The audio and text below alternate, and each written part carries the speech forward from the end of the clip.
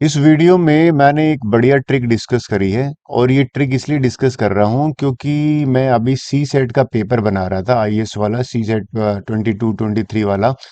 उसमें क्लोक का एक क्वेश्चन आया हुआ था, आईएएस वाले क्वेश्चन में, सिविल सर्विसेज वाले में। पहले में टाइप दो तरह के क्वेश्चन आते हैं, एक टाइप वन मैंने लिया है, एक टाइप टू लिया है। तो चलिए मैं पहले टाइप वन की बात करता हूँ। अक्सर क्वेश्चन पूछा जाता है, find the angle between both hand of clock when time is 9:10।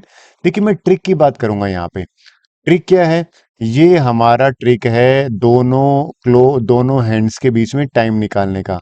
ये जो टाइम, ये जो दे रखा है ना 9:10, यहाँ पे आवर एंड 9 होता है और ये मिनट एम जो लिखा है ना मिनट वाला 10 पे है। तो मुझे सिर्फ इसमें सब्स्टिट्यूट करना है। मुझे क्या निकालना है? ये एंगल निकालने के लिए कह रहा है ना। अब ये एंगल निकालने के लिए मुझे कहा जा रहा है ना, तो मैं यहाँ पे 30 में मल्टीप्लाई करूंगा, 30 को किसके साथ? 9 के साथ। एच का मतलब है जो आवर एंड है ना वो कहाँ पे है? 9। फिर मिनट हैंड यानी कि 10 है ना, तो ये एम है ना, यहाँ पे मैं रखूंगा 10। और इस ट्रिक से एंगल निकल आएगा। जैसे सिंपलीफाई करते हैं, इसको सिंपलीफाई किया तो 9 270 आया। यहाँ कट कर लेते हैं, 2 1 जा 2 5 जा, यानी कि 55 आया। अब ये 55 में करोगे तो देखिए 215 डिग्री आया। लेकिन 215 डिग्री एक्चुअल में ये तो मोर देन 180 हो गया ना, और ऊपर वाला तो 180 से ज्यादा है। ये 215 है ना, एक्चुअल में नीचे वाला एंगल निकल के आ गया। अगर मोर देन 180 आ जाता है थोड़ी देर के लिए, तो जो आपका एंगल आया है ना, उसको 360 में से माइनस करना होता है। कौन सा एंगल निकालने के लिए? ये वाला एंगल निकालने के लिए। तो इसको 215 को मैंने माइनस किया और 145 डिग्री आ गया। तो जो हमसे पूछा गया था ना एंगल बिटवीन बोथ एंड्स, उस केस में आंसर 145 होगा। आप बोलोगे सर ये 215 क्यों गलत हो जाएगा? एक्चुअल में एंगल जो है ना यहाँ पे लेस देन 180 वाला पूछा गया है। करेक्ट। अब मैं आपको ये जो ट्रिक है ना, काफी बच्चों को तो ये ट्रिक आती है। ये क्वेश्चन देखता हूँ जिसके लिए मैंने ये वीडियो बनाया।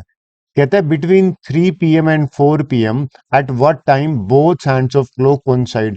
ये कोइंसाइड का मतलब है ओवरलैप, कि भैया कितनी exactly what time both hands of clock overlap. Overlap का मतलब है, देखिए यहाँ पे देखिए, मिनट हैंड और आवर हैंड है ना, वो एक दूसरे को ओवरलैप करेंगे। देखिए इसका ये क्वेश्चन था किसी सेट पेपर में, ठीक है, एट व्हाट टाइम। तो एक काम करते हैं, 3 PM और 4 PM की बात कर रहे हैं ना, हमें ये नहीं पता। 3 तो पता है, यानी कि आवर एंड तो पता है कहाँ पे है।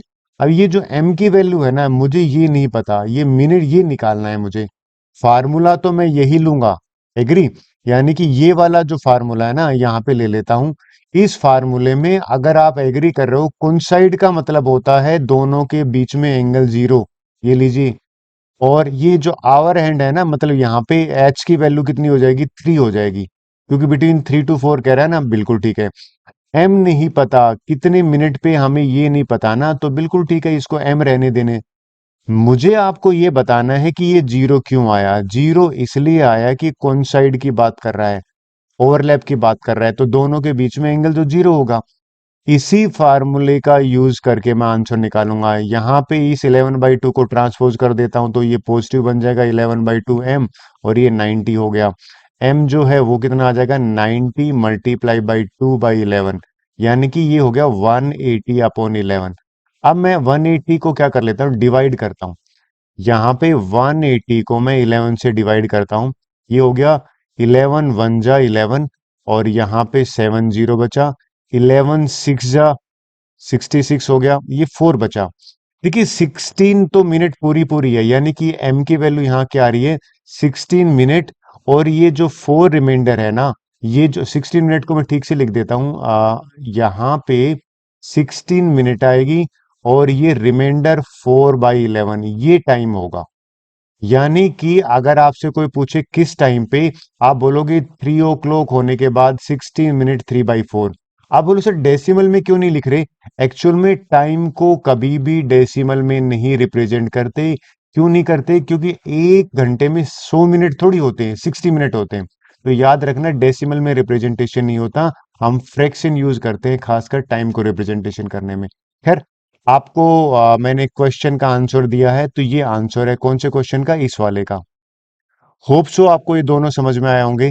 Thank you very much.